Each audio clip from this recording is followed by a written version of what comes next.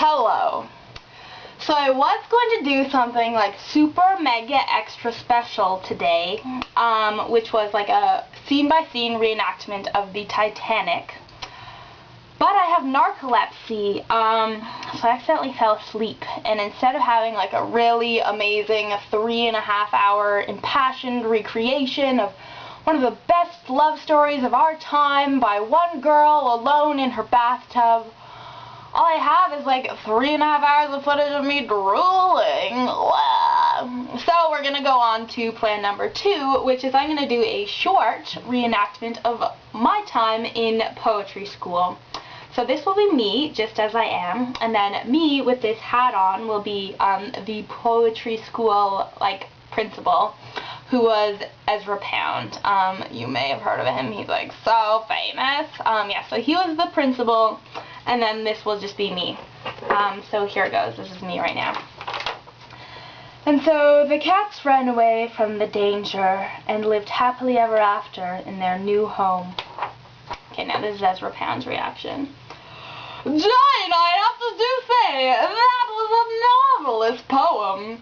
Now please, Jane, do tell us what the cats in this poem represent. Well, Ezra Pound, of course it is up to audience interpretation, but I was thinking that this poem was an allegory for the Canadian fetishization of immigration.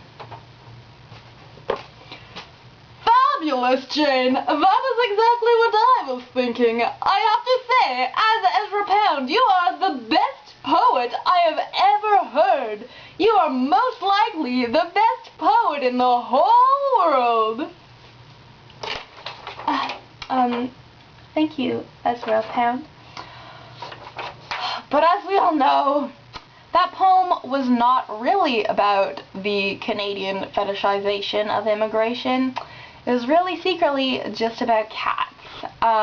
Here's the thing, like, I feel like me especially is like a young, mostly gay, female, university-educated poet.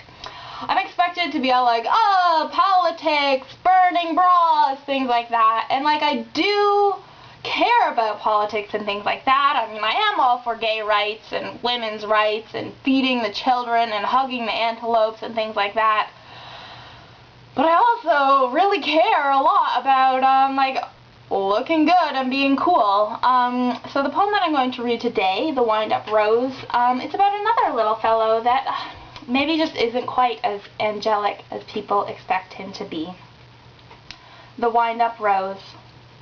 All angels are all beauty and all goodness, and when Stuart was young, he had believed it. He still held his face in that same way, that flat peace and love and perfect harmony on it. But underneath, something had changed.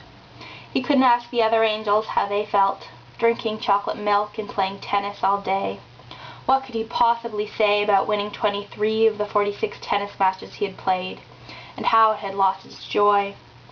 At the mandatory choir practice 3 times a week, Stuart still sang the words, "Hallelujah, hallelujah, hallelujah," but without that glorious light that had shot through him in the past.